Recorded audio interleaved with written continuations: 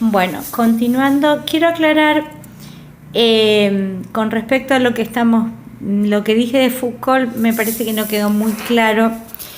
Y otro concepto que es muy importante es el concepto de dispositivo, que es un concepto de Foucault, digamos.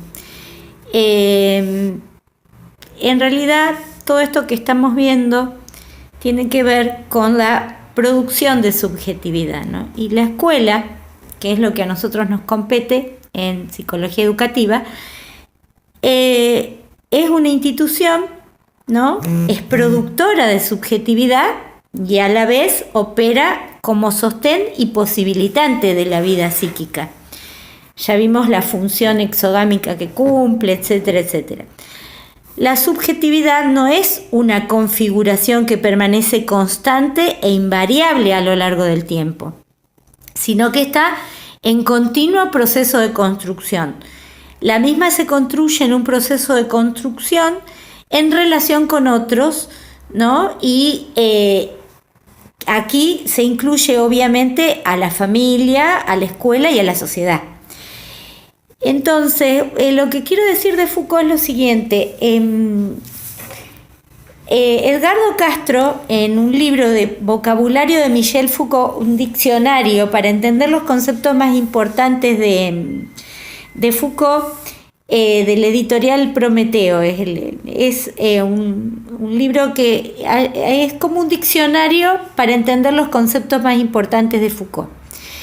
Y él dice que Michel Foucault, cuando define el concepto de subjetivación, habla de objetivación como la relación que cada uno tiene con los objetos.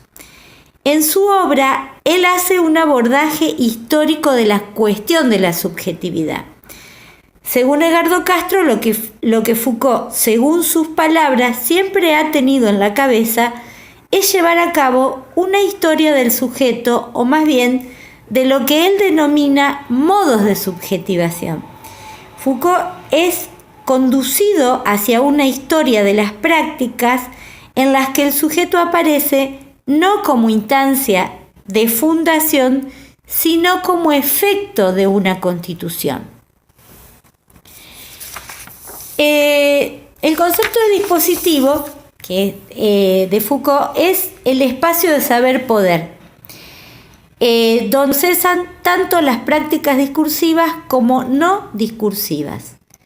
No hay circularidad, ni interacción, ni mucho menos una relación base-superestructura, ya que las formaciones discursivas producen los objetos de los que hablan, es decir, dominio de la arqueología del saber, lo llamaba Foucault.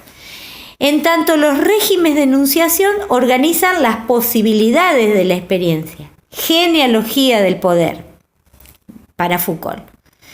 Y de acuerdo a unas condiciones de posibilidad que se define en la historicidad a priori del acontecimiento. Esto quiere decir que no es que saber y poder son la misma cosa o dos cosas distintas exteriores una de las otras, sino elementos que constituyentes de la práctica sociales, cuya relación debe ser explicada en su singularidad. Eso decía Foucault. Si a un discurso determinado el dispositivo le asigna un sujeto para que garantice su veracidad, prestigio y autoridad, embistiéndole de unos derechos adquiridos por competencia, saber, trayectoria, etc. Se trata del análisis, por ejemplo, que hace Foucault, que realiza en el nacimiento de la clínica, del caso del médico respecto al discurso clínico, y cuya validez es garantizada por los ámbitos institucionales que lo constituyen como tal: hospital, laboratorio, facultad de medicina, consultorio, etc. Y en los que sus prácticas son validadas como verdades y funcionan produciendo efectos de saber y poder. ¿Se acuerdan que yo les dije que lo que en realidad le interesa a Foucault son los efectos de una constitución? ¿no? Es decir, el efecto que causa en el sujeto el saber poder del discurso médico. Es decir, que esto sería el concepto de que Foucault en el 2008 más o menos, ¿no? Es decir, cuando empieza a pensar la relación de poder saber con respecto al discurso médico. Para ubicar en el tiempo, digamos, en su obra. De igual modo, habría que analizar el funcionamiento de la relación maestro-alumno en la escuela, patrón-obrero en la fábrica, etc.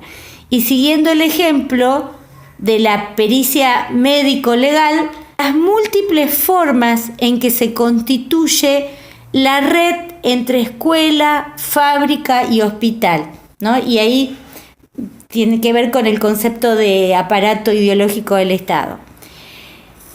Ahora, volviendo al concepto de dispositivo, nosotros lo que tenemos que llegar es a pensar en el dispositivo terapéutico, ¿no? Es decir, el concepto de dispositivo.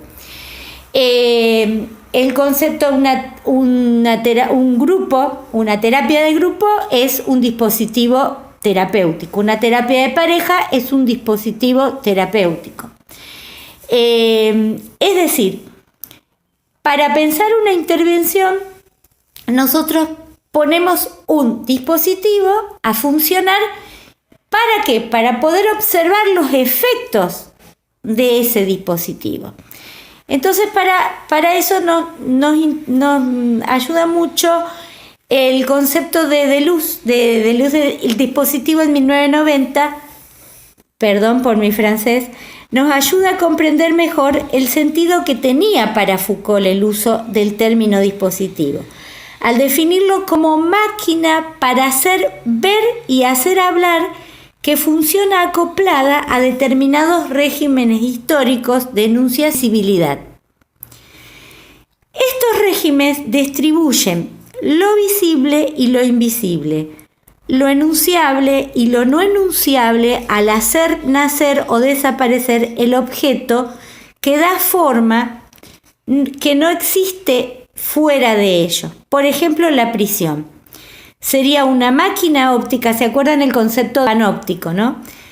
La prisión sería una máquina óptica que permite ver sin ser visto, función que no necesariamente debe ser traspolada a otros dispositivos como, por ejemplo, un movimiento social, un género literario, un discurso científico o un estado del derecho, que no se inscribe en un régimen de visibilidad, sino de enunciación, o más específicamente donde lo preponderante es la enunciación sobre la visibilidad. Eso es lo que rescata Deleuze.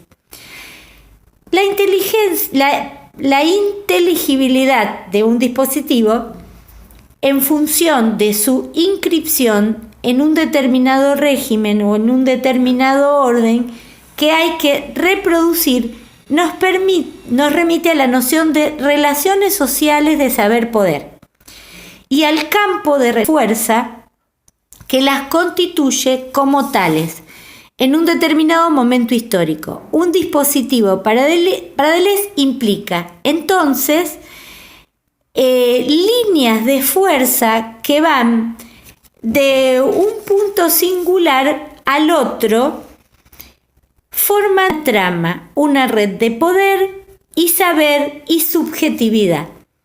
Un dispositivo produce subjetividad, pero no cualquier subjetividad.